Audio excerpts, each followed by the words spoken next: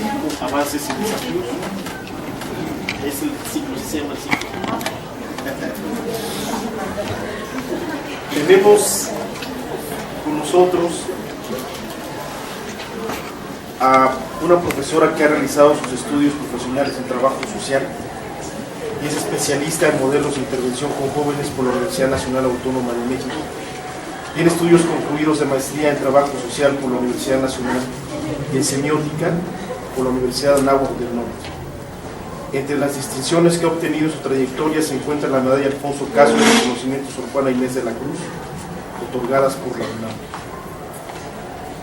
Su vocación por la docencia se ha desplegado durante más de 35 años como titular de asignatura en materias como desarrollo histórico del trabajo social, teoría del trabajo social comunitario, práctica comunitaria, prevención y promoción social, práctica de especialización y promoción social, política social, seminarios de tesis, planificación y planificación social y talleres de política y planificación social. Actualmente se desempeña como profesora de carrera titular C en la Escuela Nacional de Trabajo Social, entidad en la que desarrolla la línea de jóvenes en el área de estudios grupos socialmente vulnerables y la línea de construcción disciplinar, con un proyecto de investigación sobre la recuperación de la intervención en trabajo social. En el ejercicio de su profesión, Tello Pion ha diseñado y puesto en práctica de manera exitosa un núcleo destacado de modelos de intervención comunitaria como comunidad segura, seleccionado en 2004 como buena práctica en Dubái, referente desde los últimos 13 años como alternativa estratégica de intervención ante el fenómeno social de la inseguridad y violencia social en el país.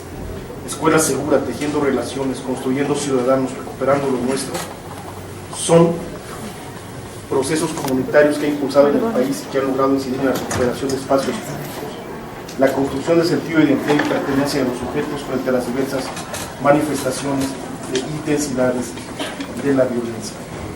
Desde hace más de 2 décadas, un amplio universo de profesores de licenciatura y posgrado, a quienes les impartió clases, forman ahora parte estructural de la planta docente de asignatura y de carrera, y reconocen en ella formación y rigurosidad, testimonia en su momento su calidad como mentora y su capacidad de inspirar la vocación por el estudio y la formación en trabajo social.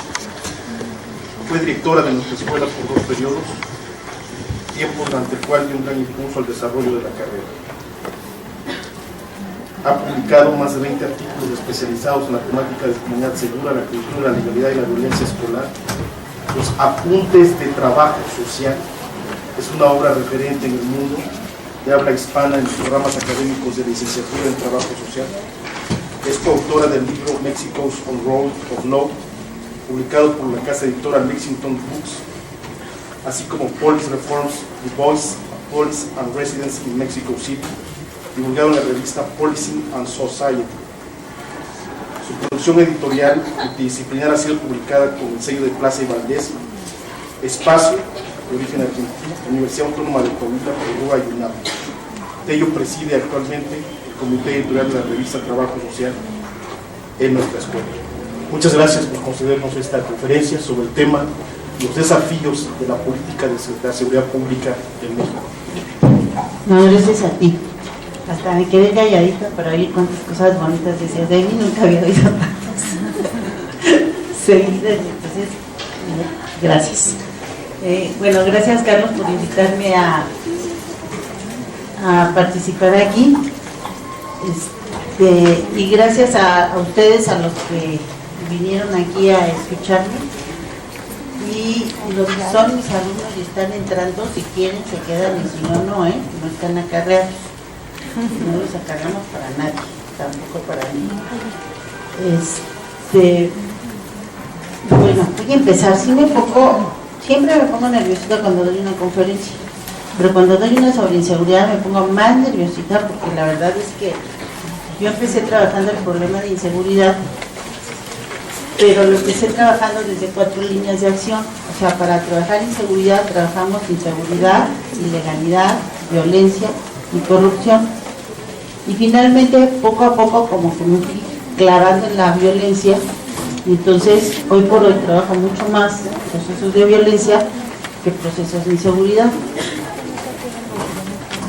Nomás están los que quepan, los que no quepan ya que se vayan de recreo.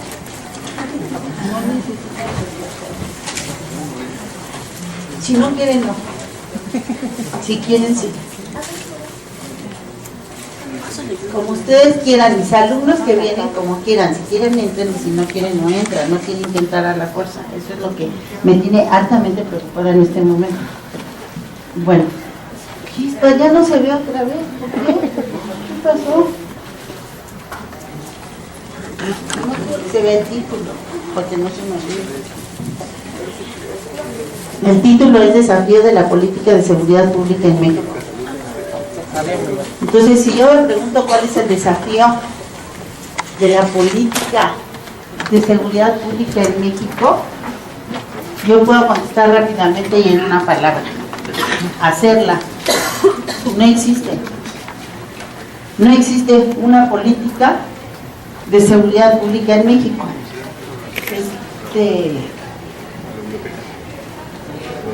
Calderón sí tenía una. Nos podía gustar o no nos podía gustar, pero tenía uno. Y era hacer todo lo contrario de lo que uno podía pensar que se debería de hacer, pero lo hacía y era consistente en su política. En la actualidad no existe una política. Entonces las cosas dicen que la están haciendo, pero ya se les fue un año en hacerla, en pensarla, y no han hecho nada ni de lo que dijeron que iban a hacer, ni de lo que dijeron que no iban a hacer. Lo único que sí tienen es una política de comunicación de la política de seguridad pública. ¿Sí me explico? O sea, no están hablando, no hablan sobre su política de seguridad pública. Hablan sobre qué trato quieren que los medios les den a la política de seguridad pública. Entonces, no tienen contenido, pero sí tienen estrategia de comunicación. La estrategia de comunicación es que no quieren la misma estrategia que Calderón, no quieren una estrategia en donde sea de enfrentamiento con los grupos principalmente del crimen organizado, quieren una estrategia en donde esto no ocupe el lugar central de la vida comunicacional. Y eso es lo que ha cambiado. Lo que ha cambiado es que no sale Peña Nieto todos los días a hablarnos de los problemas de inseguridad, ni sacan todos los días todos los problemas como el problema central. Sí lo sacan, pero no como el problema central. Y ellos no lo asumen como el problema central. Ahora apareciera como que también existen otros problemas, que es lo que pasaba con la política de Calderón. Calderón centró en su política el problema de la seguridad pública basado más bien en el crimen organizado, que entonces allí existe mucha discusión entre hasta dónde es el problema del crimen organizado, hasta dónde es un problema de seguridad pública y hasta dónde es un problema de seguridad nacional. Porque no sé si ustedes sepan, pero los problemas de seguridad pública y de seguridad nacional, de repente, no solo los de seguridad pública, los problemas internos y los problemas de seguridad nacional a veces se entreveran. ¿Qué quiero decir con esto? Por ejemplo, el problema del agua. El problema del agua en el norte del país tiene que ver con el río Bravo, aquí llamado río Bravo, y lamento decir mi ignorancia, pero no sé cómo se llama en Estados Unidos, pero que es el mismo Río Grande. Y entonces, pues inclusive la entrega del chamizal, la no entrega del chamizal, que corrió las fronteras de Estados Unidos y México, pues tiene que ver con el acceso a esa agua.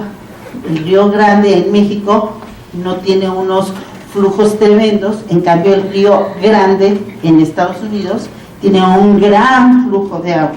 Entonces ese, pues aparentemente no es un problema de seguridad pública, digo de seguridad nacional, pero evidentemente lo es. Los problemas de seguridad, ¿qué va a pasar el día que los del Estado de México no quieran que el DF se alimente con toda su agua, sino que quieran el agua para ellos? Y que entonces digan, ya no, que se las voy a poner más cercana, los de Tlalpan, La delegación de Tlalpan le provee agua a muchas delegaciones, algunas delegaciones del DF, pero los de Tlalpan no tienen agua. ¿Ustedes creen que sean problemas que tengan que ver con la seguridad, aunque no los denominemos como tal y los reconozcamos? El problema básico de los judíos y de los árabes, pues es el agua. Entonces, vean las dimensiones. Yo no sé nada de seguridad nacional, nomás los estoy tratando de ubicar. Y yo quiero decirles, la seguridad pública es si nos sentimos seguros o no aquí en donde vivimos. Evidentemente, para sentirnos seguros o no aquí en donde vivimos, no podemos pensar que eso es un problema aislado y que nada más tiene que ver con llaves, candados, perros y luces en nuestra cuadra. Sino es un problema que tiene que ver a nivel internacional. Si hablamos de seguridad pública, hablamos aparentemente de, o dominantemente entendido de esta manera, hablamos de problemas internos que se pueden resolver internamente, y en cambio cuando hablamos de crimen organizado y hablamos de narcotráfico, narcomenudeo, entonces se supone que ya estamos hablando de por lo menos un problema a nivel internacional, porque el crimen organizado no podemos pensar que es un problema del Chapo y compañía, ¿verdad? El crimen organizado es un problema a nivel internacional. Ustedes vean, cuando nos cierran las rutas a Estados Unidos, nos ponen muro y nos da mucho más trabajo pasar, pues resulta que abrimos otras rutas para llegar, y que hoy por hoy ciertos productos de ciertas drogas, ciertos estupefacientes, tienen que dar la vuelta por África para poder llegar a Estados Unidos. Entonces las rutas y todo ese problema es a nivel internacional, y nosotros nomás formamos una pequeña parte de eso. Sin embargo, para el ciudadano común como nosotros, la seguridad pública es si yo voy a poder llegar hoy ileso a mi casa en la noche. Bueno, mojado, pero sí voy a poder llegar. Y si voy a poder llegar a mi casa, y voy a llegar y no va a haber sido asaltada, o peor aún, pensar que en la noche no vaya a entrar alguien y me vaya a asaltar estando yo adentro. Entonces, el mundo de la inseguridad es un mundo muy grande, es un mundo que atañe a todos nosotros, pero además atañe a muchos aspectos de nuestra vida, y que separarlo, limitarlo, pues es muy complejo. Es muy complejo en el sentido de moral, no en el sentido que lo utilizan los políticos. No estoy hablando de división, aparte será división. Cuando hablamos de inseguridad pública, tenemos que hablar de los planes y programas que están haciendo, que están proponiendo ahora y que están en consulta. Casualmente hace una semana y media yo fui a una consulta que hicieron para que convocaron a expertos en seguridad en el CIDE. Éramos un grupo pequeño. El que lo presentaba es el director de planeación de la coordinación, ¿cómo se llama, Pedro? La coordinación del Sistema Nacional. No. Bueno, sí. Y él está haciendo el plan desde el punto de vista de ese sector del gobierno.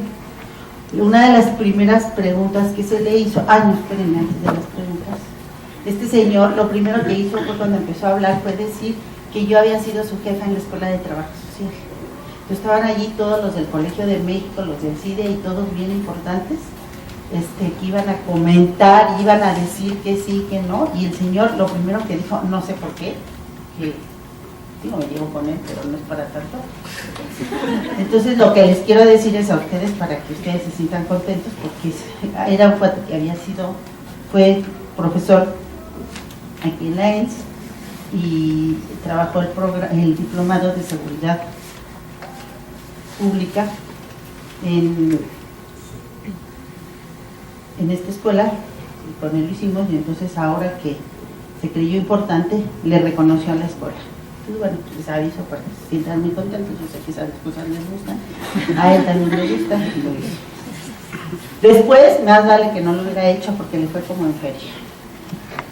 Presentó sus propuestas de plan, y entonces la primera pregunta es esta: los militares están haciendo una propuesta de plan, los marinos están haciendo otra propuesta de plan, iba a decir los laicos, los civiles, la Secretaría de Gobernación se está haciendo otro. Supuestamente lo van a conjuntar, supuestamente. La verdad es que sus grandes líneas de propuestas pues eran bastante chafitas. Y señor, ¿para qué me está grabando? ¿Dónde me va a decir? No diga, en la de aquí. Bueno, es que eso de chafitas ya me preocupa. Yo no puedo decir, pero por lo menos saber en dónde voy a encontrar que digan que chafitas. Si usted lo dice, a lo mejor luego lo encuentro afuera. Eso me va a dar más gusto. Si sí escribe que yo dije que eran chafas, a lo mejor hasta tiene repercusión. Bueno, bastante chafas. ¿Por qué? Porque era totalmente desarticulado, eran unas líneas como unos flachazos que proponía, les llevaba a los expertos para que discutieran, los expertos se enojaron, lo primero que hicieron fue decirle que no se vale, que presentaban unas líneas, que no tenía que ver con lo que estaban haciendo ni los militares ni los marinos, y que entonces pues, a dónde iba a quedar lo que ahí se trabajara. Cada quien, eso sí fue muy simpático, y se los tengo que contar porque influye en esto de la elaboración de las políticas, ¿no? Cómo se elaboran las políticas que finalmente se traducen en planes, ¿no? Y entonces pues cada experto alzaba la mano, había allí como 20, sí, todos así como reconocidos, pero ¿qué hacían? Pues cada uno hablaba de lo que sabe. Nadie habló del plan en conjunto, solo había un tipo allí junto que a ese no le daban la palabra, que ese sí traía como un análisis del plan en conjunto. Y él decía, ¿y por qué los demás no analizan y dicen esto desde una perspectiva conjunta? Pero pues la respuesta era muy clara, porque cada quien habla de lo que sabe.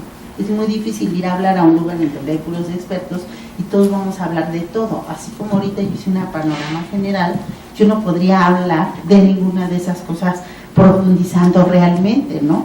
O sea, a lo mejor me sé algunos datos y a lo mejor puedo fingir que sí, pero a la hora que me rasquen se van a dar cuenta que no. ¿Sí? Entonces yo sé todo esto. Cuando hablamos de inseguridad, ¿de qué estamos hablando? Pues estamos hablando de crimen organizado. Y cuando hablamos de crimen organizado, no solo estamos hablando de narcotráfico, también estamos hablando de trata, estamos hablando de secuestros, estamos hablando de robo de autos, de otra serie de cosas. El crimen organizado no es nada más narco, ¿sí? ¿Cómo se llama? Los zapatos, las marcas, eso les preocupa, de piratería. Eso es verdaderamente parte importante cuando se habla del crimen organizado, de la corrupción. Cuando hablamos de inseguridad pública, hablamos de delincuentes, de policías, que es lo que más nos gusta, ¿sí? Policías, delincuentes, víctimas. Hablamos de justicia. La justicia tiene que ver con todo este problema, pues sí, porque ese problema está vinculado a la impunidad o a la forma en cómo se aplican las leyes. Si hablamos de eso, pues entonces tenemos que hablar de leyes, de manera en cómo se aplican las leyes. Ahora, uno de los problemas concretos y básicos en esto es el juicio oral. ¿Cómo se pasa al juicio oral? ¿Cómo se empieza a implementar el juicio oral? Hablamos de víctimas, hablamos de internos, hablamos de cárceles, hablamos de custodios, hablamos de periodistas muertos por la cárcel, muertos por involucrarse en la publicación de estos problemas. Y fíjense, y además también de ciudadanos violentados. hablamos de desaparecidos. No todos los desaparecidos son desaparecidos de los malos, hay desaparecidos de los buenos, ¿verdad? O sea, de las autoridades y desaparecidos. Entonces, es un mundo. Y entonces, cada quien que se dice experto en este tema tiene un pedacito y puede hablar de sus pedacitos. Y entonces, hay quien pone, habla a integrar todo esto y a trabajar de todo este mundo. Inclusive el presupuesto está separado, el presupuesto de justicia está separado, el presupuesto, eso sí es evidente, ¿no?, del de seguridad nacional, y el de seguridad nacional está separado también del de seguridad interna, que esas son las cifras que aparecían aquí, que tenía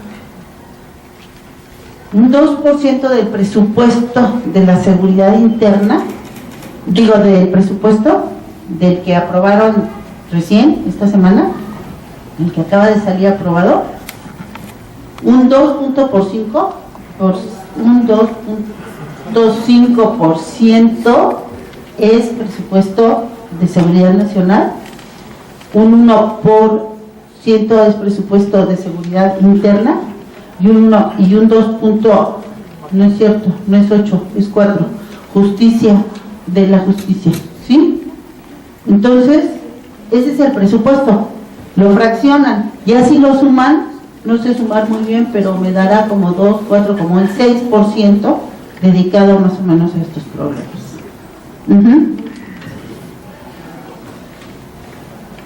Ese punto 5 es el dedicado al ejército, a las Fuerzas Armadas, y somos el país 162 en la lista del presupuesto dedicado de países, el presupuesto dedicado al ejército. Bueno, esos son unos datitos ahí para que se ubiquen, les voy a decir. Salud, educación tiene el 17%, salud tiene el 14%, y ciencia y tecnología tiene el 1.5%, que lo acaban de lograr porque los científicos, desde que los conozco, o sea, hace como unos 15 años o 20 años, se dedicaban a ir a todas este tipo de reuniones para exigir que a la ciencia en este país por lo menos se llegara a apoyar con el 1%. Y no todos les decían que sí, nadie se los daba y ahora se los acaban de dar, no sé cómo se los dieron, pero ellos, después de 15 años de lucha en todo evento como gremio, dijéramos, conste que dije ellos, no nosotros, debería de haber dicho nosotros, pero no, dije ellos, acaban de lograr que tener el 1.5 del presupuesto. Este presupuesto, que a lo mejor parecería poco, es muchísimo, y además en realidad sería mucho más si en vez de destinar a resolver problemas ocasionados con armas, se dedicara realmente a la prevención, porque entonces cambiaría muchísimo. O sea, si a educación en vez del 17 le pones el 22, pues a lo mejor tendría mucha más efectividad que si está dedicado a defendernos, como quien dice. Bueno, entonces les decía yo, como este mundo es tan amplio, como el mundo de la seguridad es tan amplio, el que se llama experto en seguridad, pues se llama experto en un pedacito de la inseguridad, no se llama experto en todos los temas. Una de las preocupaciones son, por ejemplo, cómo se reparte este presupuesto entre las diferentes entidades del país. ¿Tendrán los mismos problemas de seguridad Campeche que la frontera norte, o inclusive que la frontera sur? ¿Se distingue para el cambio? ¿Cuáles son los criterios para la aplicación del presupuesto a Campeche, a Yucatán? Y siempre dicen que si nos queremos salvar nos vayamos a Yucatán. Yo tengo 2 hermanos que viven en Mérida, bueno, en Yucatán en realidad, ya los 2 los han asaltado y les han tenido problemas de seguridad, y yo aquí nunca he tenido. Entonces, te dije una mentira, si tuve uno una vez. Bueno, tuve uno una vez porque me pusieron una pistola, me pusieron mi reloj. O sea, no puedo decir que me asaltaron porque me dijo que quería mi reloj y le dije que no, y entonces se fue y no se lo llevó. Entonces yo no puedo decir que me hayan asaltado, me asustaron. Me amenazaron, pero no me asaltaron.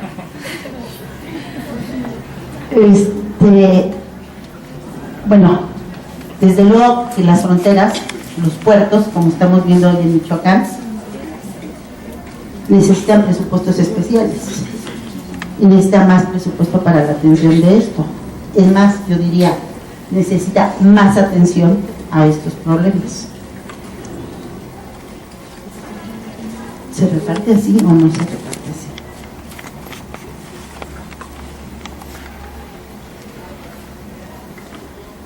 Las víctimas y los desaparecidos es otro tema que está ahorita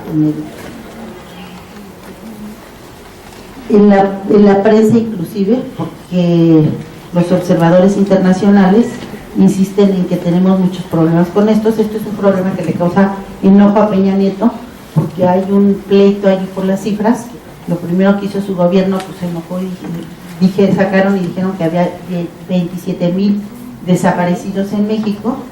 Luego, bueno, pues corrieron a la mesa que lo dijo, pero de todas maneras luego nunca supieron cómo habían integrado esa cifra. Todo esto ya pasó ahorita con Peña Nieto. Entonces el caso es que no saben cuántos desaparecidos hay, pero no saben, porque pues no sabemos ni hacer una lista bien.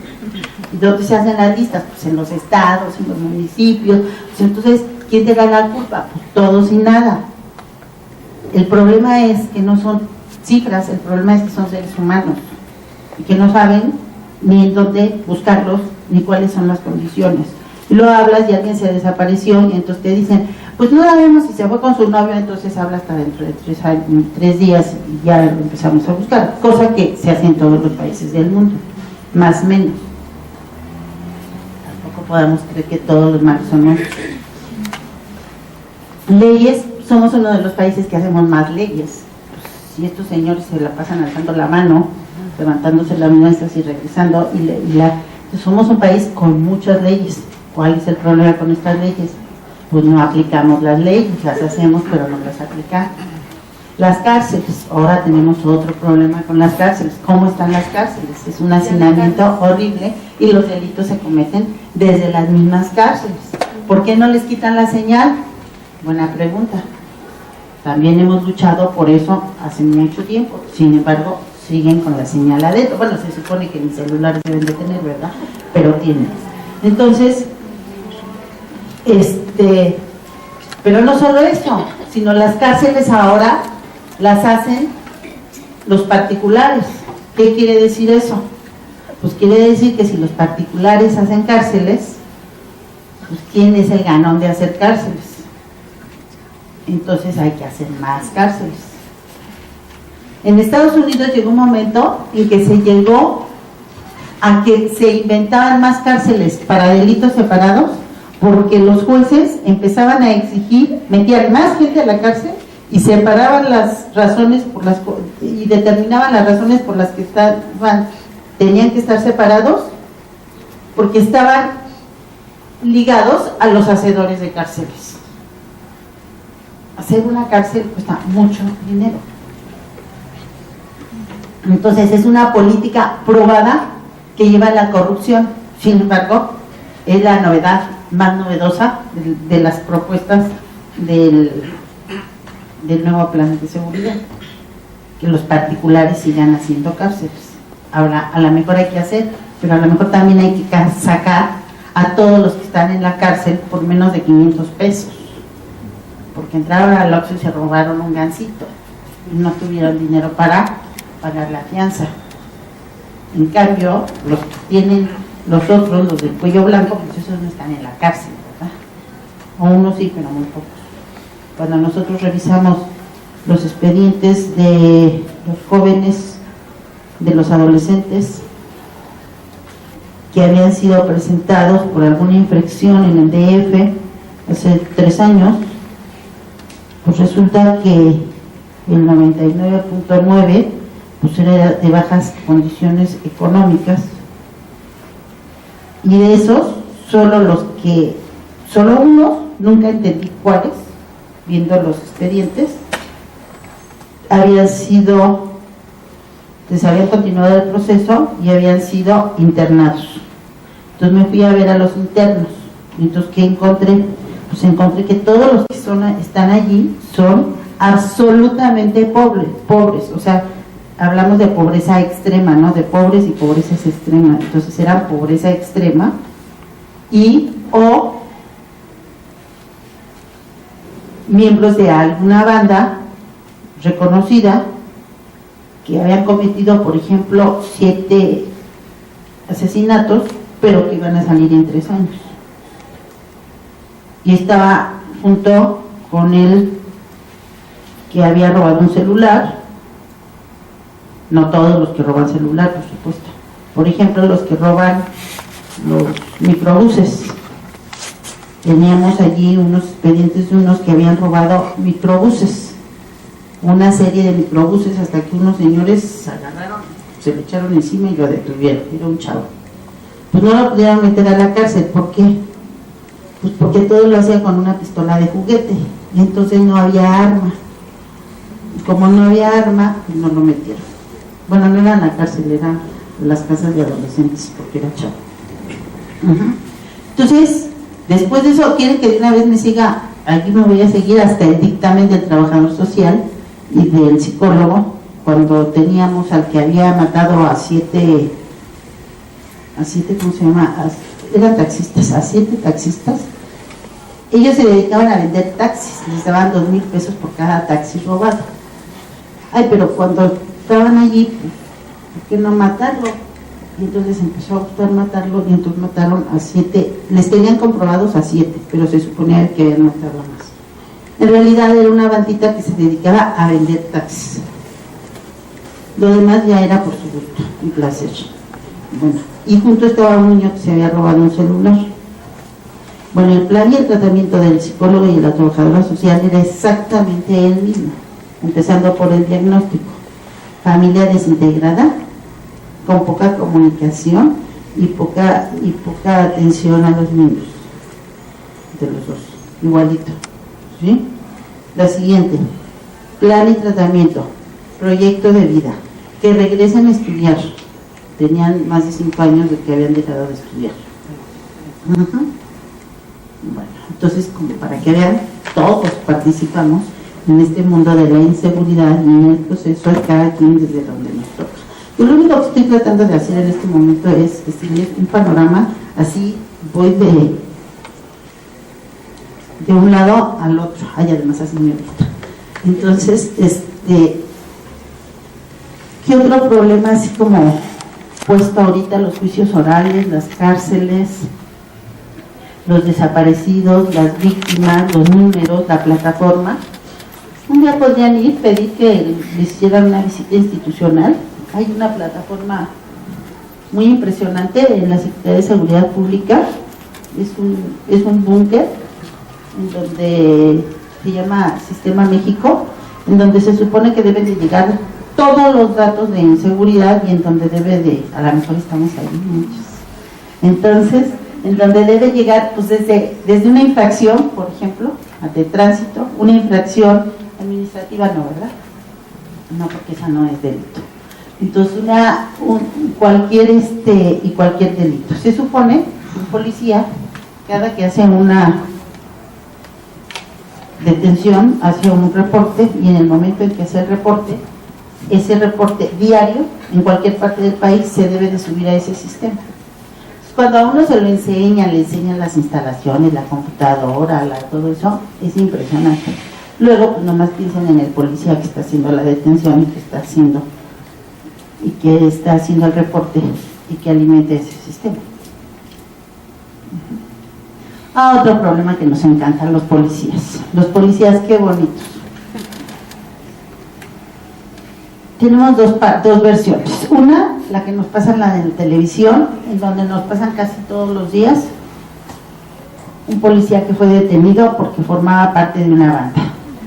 A veces son policías, pero la mayor parte de las veces son ex policías. No me recuerdo del número, pero al año, solo en el Distrito Federal, se forman no sé cuántos miles de policías, de los cuales al final de la formación desertan y dicen que ya no quieren ser policías.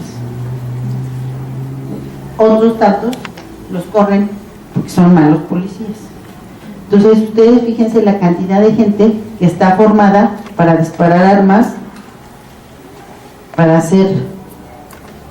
enfrentarse, y que luego ni siquiera es policía. Bueno, entonces, por un lado tenemos esos policías que son los malos policías, pero por el otro lado tenemos a los buenos policías, a los que se mueren en el cumplimiento de su deber. O sea, lo que realmente no estamos diciendo es que es una profesión realmente peligrosa. En el Distrito Federal es en donde hay más número de policías. Hay policías que con 2 semanas de entrenamiento entras a ser como una policía bancaria, y hay policías como la preventiva que necesitas, no sé si tener terminada la carrera, ahora tener terminada la carrera técnica, pero, o sea, o una universitaria a medias, te puedes meter de policía. Al principio los policías federales tenían que medir 1.70, tenían que tener ciertas aptitudes y características físicas y de formación. Ya después ya no era necesario, ya podías tener panza también.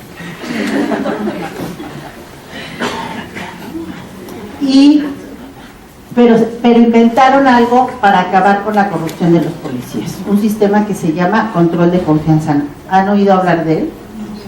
El control de confianza es algo que han estado aplicando por todo el país, en donde dicen a qué policías, en donde les hacen una evaluación a los policías, una evaluación socioeconómica, una evaluación psicológica, una evaluación de conocimiento y una evaluación a partir del polígrafo.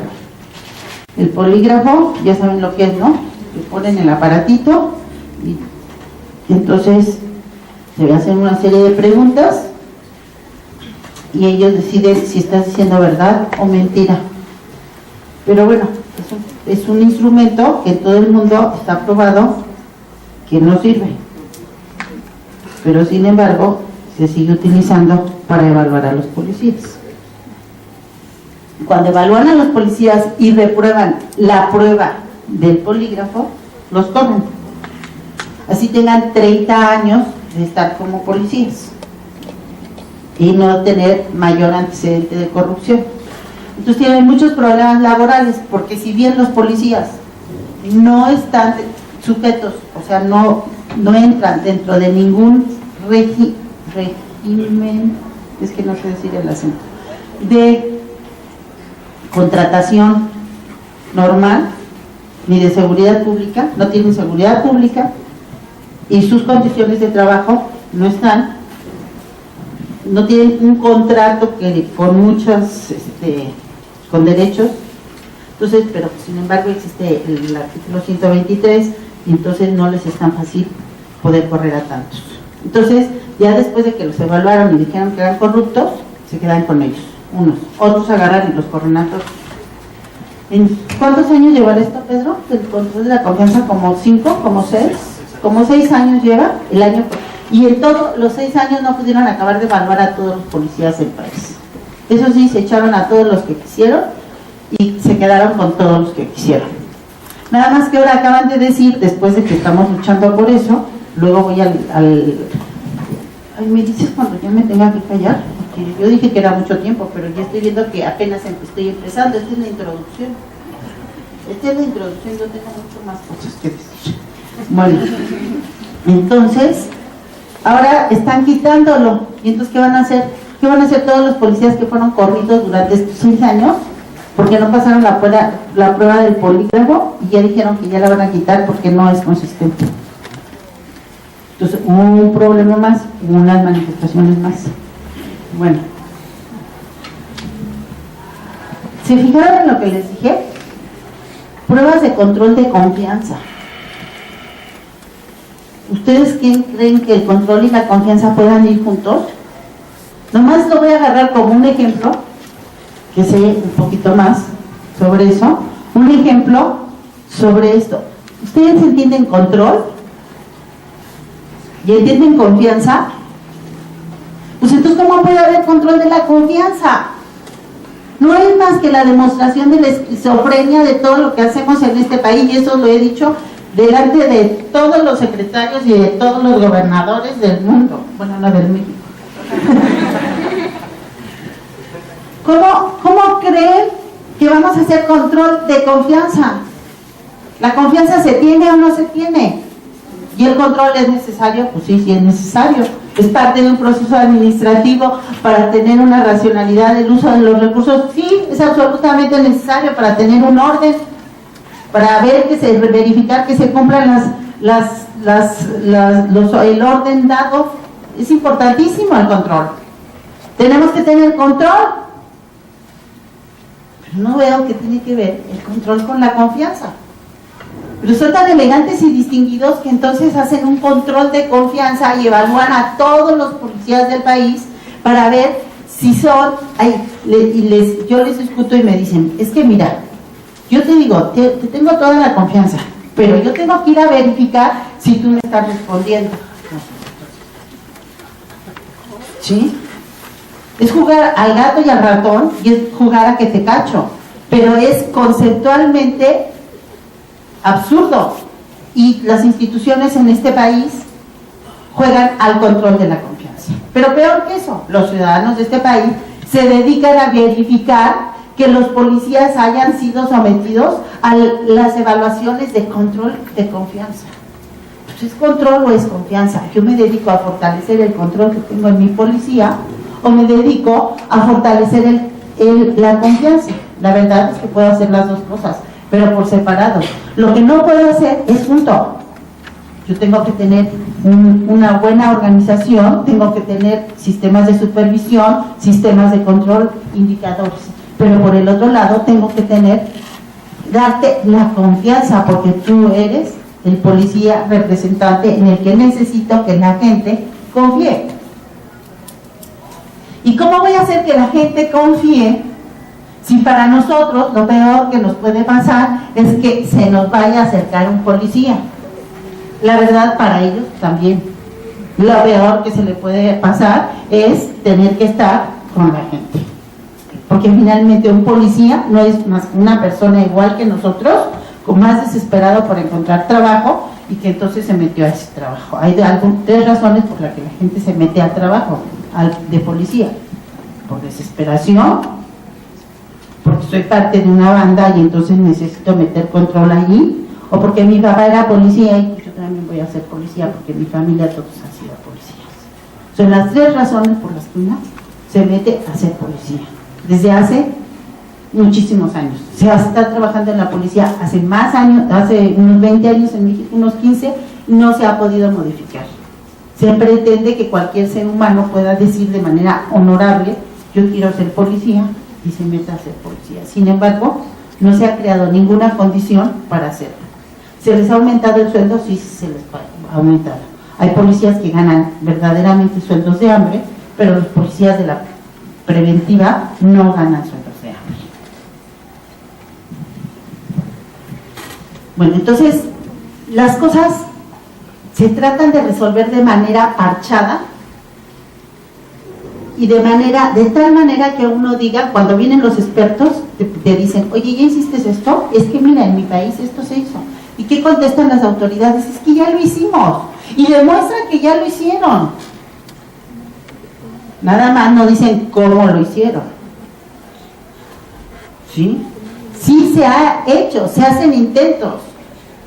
Por ejemplo, los intentos más conocidos de Ebrard son pues como un desfile de modas. En la época en que Ebrard fue secretario de Seguridad Pública del DF, tú entrabas a esa secretaría y lo que encontrabas eran verídicos. No, allí sí no estoy exagerando, ven que soy un poquito exagerada, allí no estoy exagerando nada.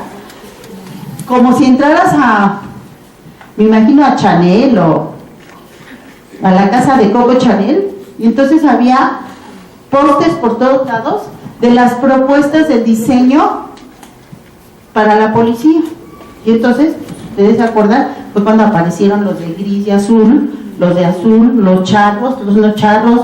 Entonces, bueno, y este señor estaba obsesionado con que Si les cambian la imagen van a cambiar. Sí, yo creo que si les cambian la imagen cambia. Nada más que la imagen da lo mismo. El uniforme que traes, si te pones en una esquina a comer una torta y a hablar el celular y a leer el periódico, o que si te paras así como si fueras inglés y echas ojo y empiezas a ver qué orden hay en donde estás y estás alerta y en vigilancia, completamente diferente. Y le cambié la imagen y me costó menos, porque nomás le dije que tuviera otra actitud, ¿sí? Pero les voy a decir una cosa más. Ese artículo en inglés que citó Pedro, hice una investigación sobre eso. ¿Ven qué horribles cosas dije? Bueno, pues fuimos y les preguntamos a la gente quién creían que era mejor policía, y les enseñamos la foto de los dos, y la gente nos dijo que el que tenía pantalón gris y saco azul marino, que el otro que conocemos todos de azulito. Entonces Marcelo Ebrard tenía razón, no yo. Si les cambiaba la imagen, a la gente le iba a parecer mejor y a él le iba a redundar en votos. La seguridad iba a seguir exactamente igual, pero eso pasaba. Y entonces luego les preguntabas, oye, ¿y has visto estos policías? Ah, no, en mi colonia todavía no hay, pero cuando los traigan van a ser mejores que los otros. ¿Ven? Hablo de los de arriba y de los que dicen que estamos abajo. No entiendo por qué se dice así, pero pues así se dice. Entonces, y todos somos parte del mismo continuo. Ellos nos ponen el uniforme y nosotros avalamos el uniforme. Entonces, esto de la control de la confianza es una parte muy importante en la que yo me he metido, porque es un absurdo. ¿Cómo construimos confianza? ¿Cómo podemos construir? Porque es parte de las cosas que sí trabajo. Yo ahorita voy a llegar a donde sí trabajo. La parte de control de confianza, entre otras cosas, es tan importante, pero no a nivel individual. ¿Yo por qué voy a confiar en un policía que estoy viendo que está haciendo cosas corruptas?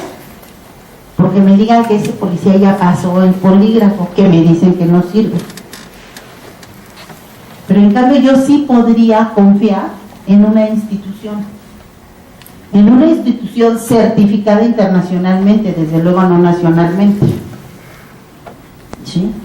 Podría confiar en una institución de policía que cambiara toda su manera de construir al policía, que hiciera una construcción del policía completamente diferente de la que conocemos, y que de tal manera nos permitiera relacionarnos con el policía de una manera diferente.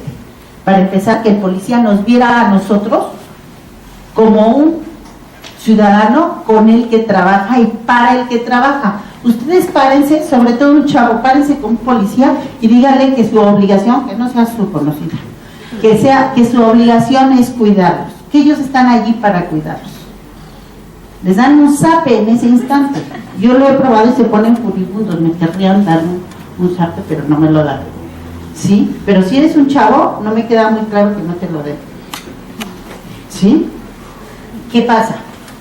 El policía está, cuando les preguntamos a los policías cuáles son sus obligaciones y con quién, su obligación es obedecer. ¿A quién? A su mando. ¿Qué tiene que ver con la ley? Nada. En Estados Unidos la primera respuesta es: el policía, su obligación tiene que ver con la ley. En México el policía está para obedecer a su mando, cosa que es absolutamente cierta. Donde no lo obedezca, lo arresta 3 días, y después de arrestarlo 3 días lo suspende 1 mes y después lo corre. Y además lo acusa de corrupto. Porque la policía son corporaciones y son pedazos de mando. Los policías no es que en sí mismos sean corruptos, los policías son tan corruptos o no corruptos como nosotros. Ustedes copian en los exámenes, pues es el equivalente a pedir mordida. Cada quien en su lugar, queridos. No una mordida muy grandota. Si fuera el examen profesional, entonces ya sería una mordida más grande. Pero pues cada quien es en su pedacito. Ahora, el policía, sí hay algunos policías que llegan y piden, pero la verdad, la mayor parte de las veces no tienen que llegar y pedir. Uno le da, ay, no me vaya a llevar, Dios me ampare y me proteja. Y claro que es cierto, tenemos toda la razón del mundo, que no nos lleve, porque va a ser horrible. Va a ser un vía crucis. ¿Por qué? Porque en todos lados, todos van a ser corruptos. La diferencia entre nuestra corrupción y la de ellos es que la de ellos afecta directa e inmediatamente. La de nosotros no, la de nosotros como que se va diluyendo, ¿no? No es el mismo. Dirían otros que hay una responsabilidad mayor porque ellos son autoridad y nosotros somos ciudadanos. Yo no discuto eso. Yo creo que todos tenemos la misma responsabilidad, pero bueno, no es cierto, porque cuando pongo al policía sí, pero ya cuando pongo al jefe del policía, pues no, si tienen autoridad, tienen más responsabilidad. ¿Sí? Pero esa es otra de las discusiones que se pueden hacer. Pero ¿cómo me ve el policía a mí? Y de eso tengo otro artículo escrito. ¿Cómo ve el policía a mí y cómo veo yo al policía? Él como para qué me ve y yo como para qué lo veo. Pues resulta que la idea era que los policías, las autoridades, y ahora ya voy a meter a otro elemento, a las autoridades que son más corruptas todavía que el policía, porque son más responsables, las autoridades, los policías y los ciudadanos tendrán que estar construyendo esta sociedad en la que vivimos y la tendrían que estar construyendo en seguridad. ¿Estamos de acuerdo? Y lo que pasa es que nadie cumple su pedazo, ni ellos ni nosotros. ¿Y qué pasa? Ahora, ¿qué podemos decir de nosotros después de que vivimos en un país en donde hay una inseguridad horrible, en donde hay una violencia horrible y donde hay una impunidad horrible? Yo uso el horrible porque si no tendría que dar cientos de cifras, pero que ustedes ya conocen. O sea, si nosotros hablamos de impunidad, menos del 5% de la gente que comete un delito está en la cárcel. Y no, además no, ¿sí? Y entonces,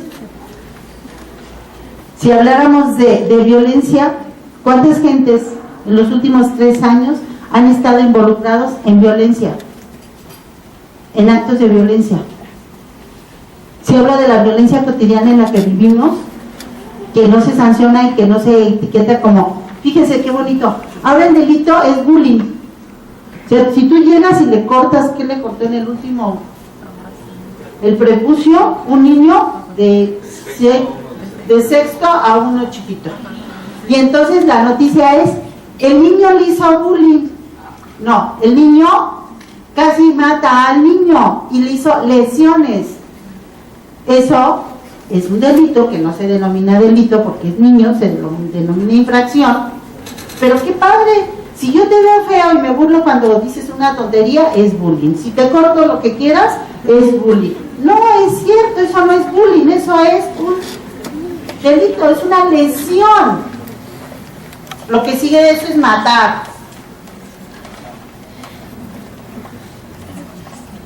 Entonces vivimos violencias cotidianas y unas las escondemos y otras las hacemos grandotes. Entonces fíjense, cuando el responsable es un niño, las hacemos grandotas. El bullying, qué horror, es algo espantoso, dramático.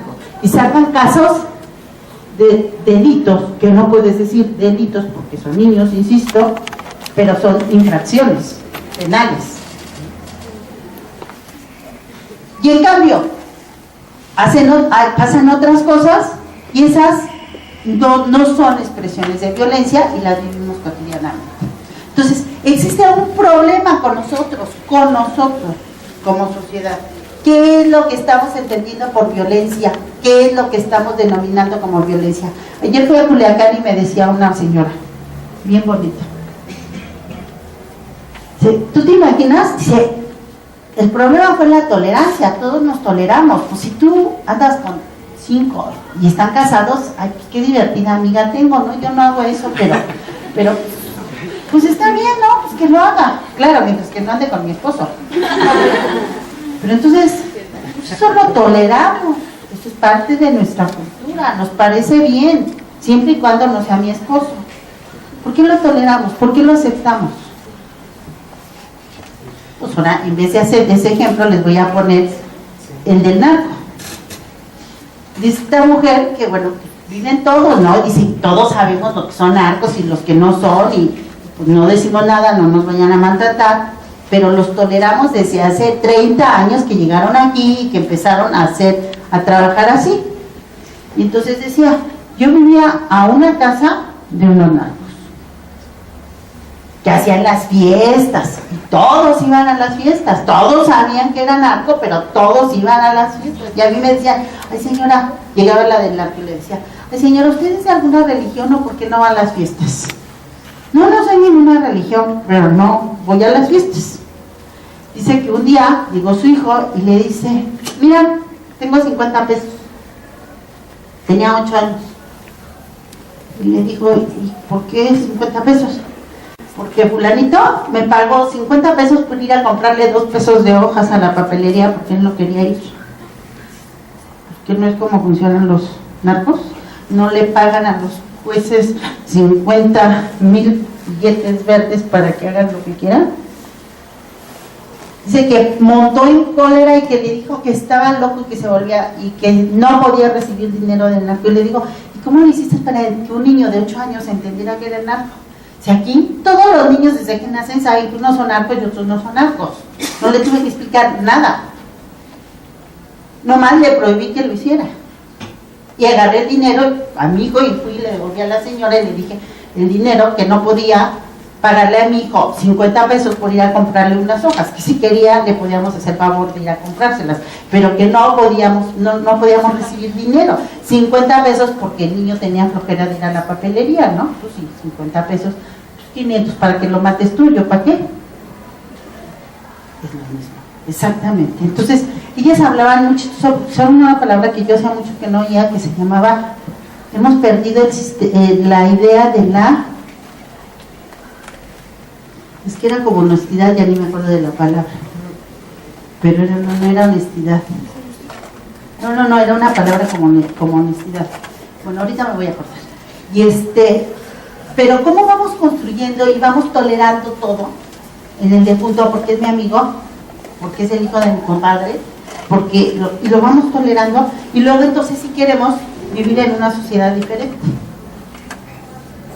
Nosotros tenemos un problema de confianza, no podemos construir, no puede haber confianza en este país, en eso sí no están errados los que usan la palabra control de confianza, mientras que no haya confianza. Luhmann dice que la confianza es una parte de la vida diaria en sociedad, que no podría haber sociedad si no hubiera confianza.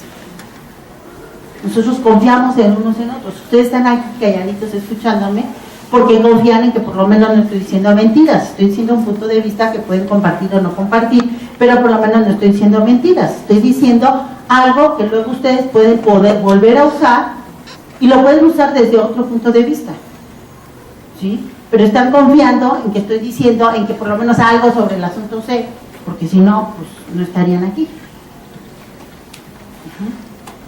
Entonces, hay un mínimo de confianza entre nosotros, pero es mínima, poquita, para poder sobrevivir. En realidad, a los hijos en la escuela la mamá le dice, no confíes en tus amiguitos. ¿Para qué confiaste? ¿Para qué le dijiste? Ya ves, se convirtió en chisme. ¿Ve? Ahora lo que dijo, no confíes. Entonces no podemos construir una sociedad en donde no confiamos unos con los otros. Si tenemos desconfianza de nosotros mismos, ahora imagínense entre el policía y nosotros. ¿De veras podemos confiar en un policía? Yo cuando voy a estos actos de control de la confianza es con policías. Evidentemente no nos vamos a parar a decirles, oigan señores, desconfiamos de ustedes. Entonces hablamos de las cosas buenas de los policías. Y últimamente el discurso de la bondad de los policías en esos actos se había hecho más grande. Y entonces yo dije que no. Bueno, saltaron y brincaron. Nosotros no somos malos. No, ustedes no fueron otros. Fueron los que me contestaron la encuesta. Ustedes no fueron esos, ¿sí? Pero brincamos porque lo primero que queremos hacer es salvarnos nosotros mismos, y eso no es cierto. No nos podemos salvar, tenemos que asumir que somos responsables todos de lo que pasa. Entonces esta mujer que decía que no dejaba que su hijo recibiera dinero del narco, pues evidentemente lo que estaba diciendo, pero hay otro resto de mamás que sí dejan que sus hijos reciban dinero del NAM. Bueno, si me regreso ya un poquito a trabajo social, pero no voy a hablar de trabajo social, fíjense. Yo les he estado diciendo que estas gentes que conozco, yo pertenezco a una red de expertos de seguridad pública. Y lo quiero ligar con esta bronca de que si el trabajador social hace políticas públicas o no hace políticas públicas. Bueno, no hace políticas públicas en cuanto a que no es político. Sí hace políticas públicas en cuanto a que es ciudadano. Yo no sé si cuando decimos que queremos hacer políticas públicas, que ustedes hagan políticas públicas en el futuro, lo que queremos es que sean los que las escriben. ¿No, verdad? Porque pues sí, si yo me vuelvo muy bueno, las puedo redactar y a mí me puede contratar Peña Nieto o Ebrard y yo le redacto su política técnicamente y luego pasa ya al Senado o a las cámaras, pues, y allí. Pues, ¿queremos redactar políticas públicas? Me pregunto.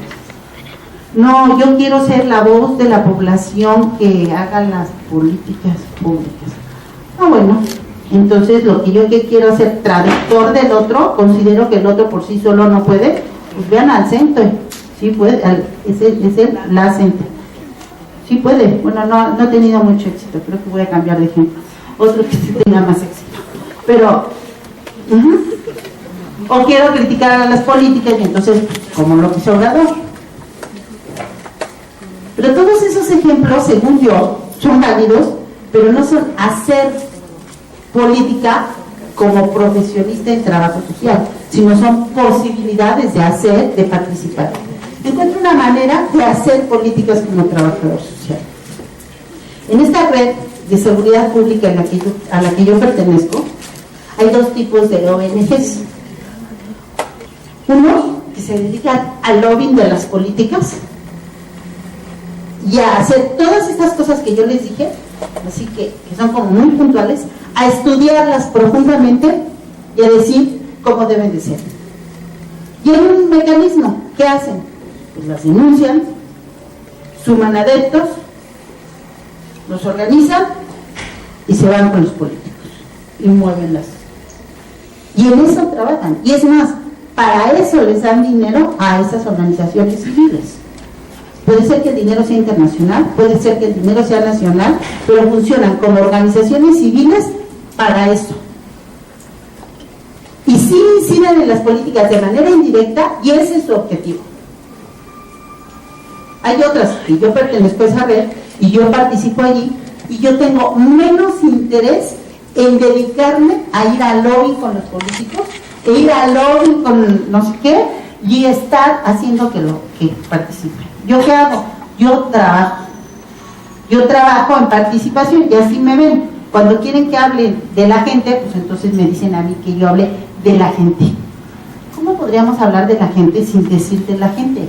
Es algo que a mí me molesta porque siempre implica que nosotros somos diferentes de la gente. Y no es cierto, nosotros somos la gente. Bueno, cuando me llevan a hablar de nosotros.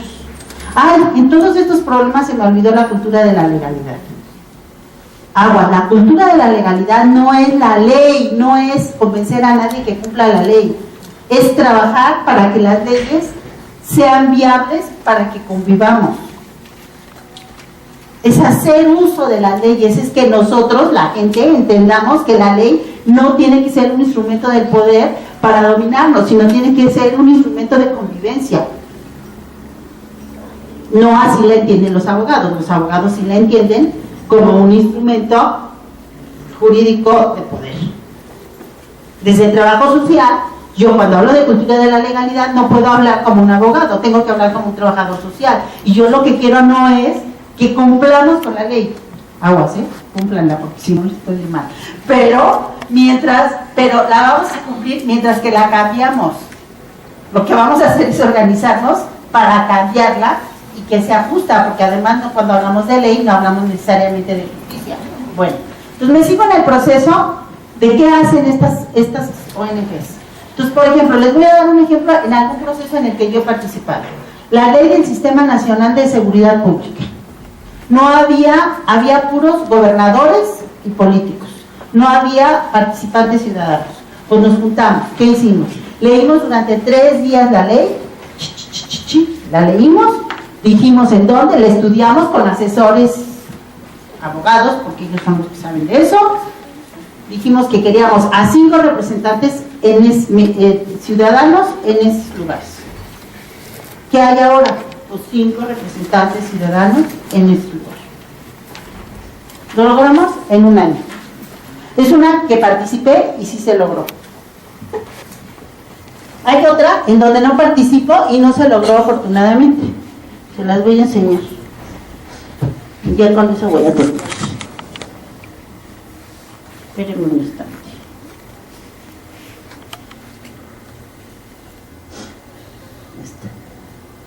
Iniciativa con proyecto de decreto para el que se crea la ley general. Ay, no, creo que sí la aprobaron. No, este es en el Senado, no la han aprobado.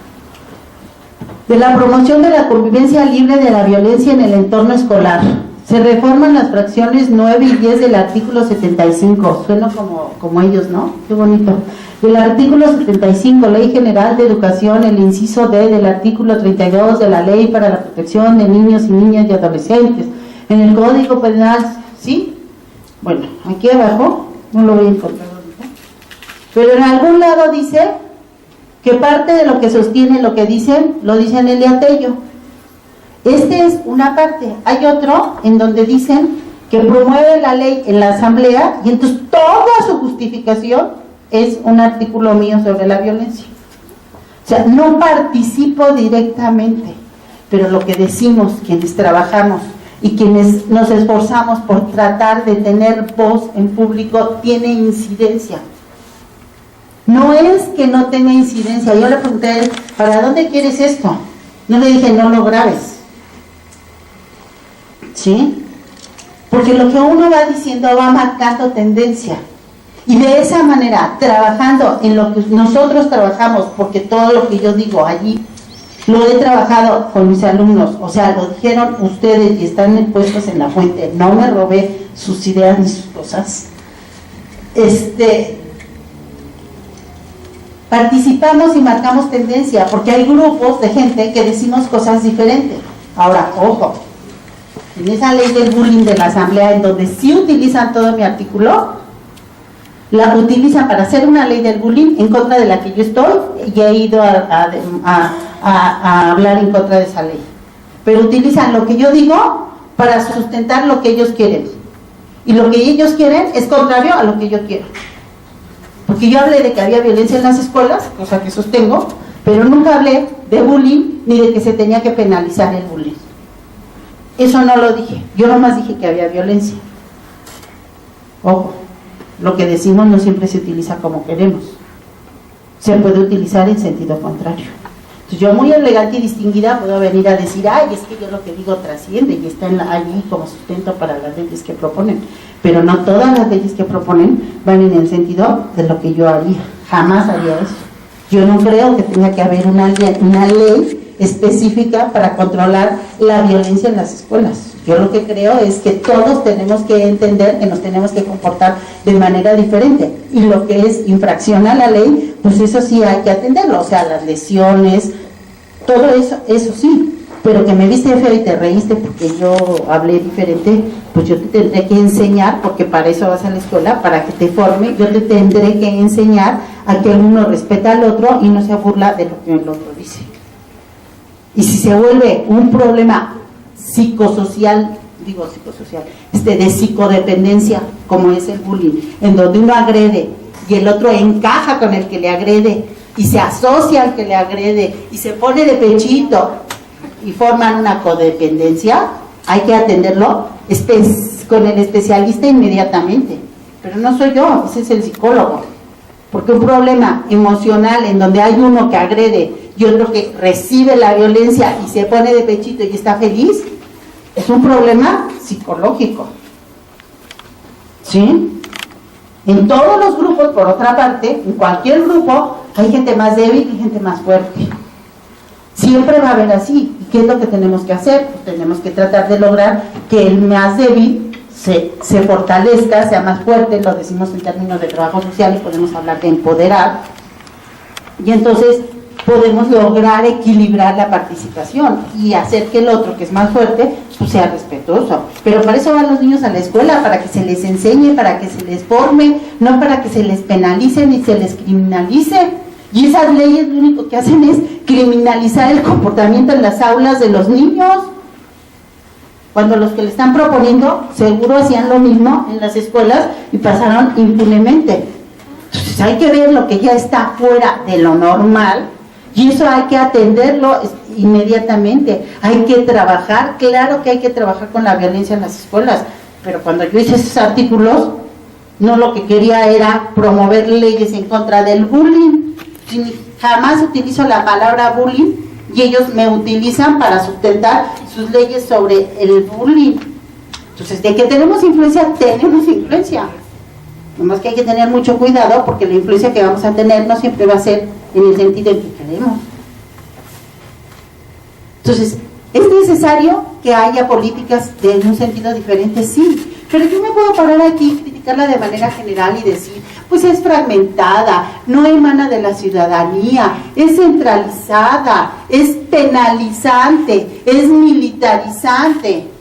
Todos los que tienen puestos están los militares, es criminalizante, piensa en el castigo, no piensa en la rehabilitación, es descentralizada y no participamos. Todo eso tiene. Pero así, eso es lo que pasa en todas las políticas. Lo que tenemos que hacer es luchar para que las cosas dejen de ser así, pero para luchar tenemos que saber sobre el tema y tenemos que tener voz sobre el tema. No podemos hablar de las cosas y nada más criticarlas y no hacer lo contrario. Cuando hablamos de, si pensáramos en trabajo social en la perspectiva de asistencia, por ejemplo, yo no vi ninguna voz de trabajador social ahora que se dio la discusión en la Cámara por la distribución del presupuesto, en donde se pidiera mayor presupuesto para la asistencia. Los trabajadores sociales, no sé por qué razón, no hemos tomado esos espacios que nos corresponden.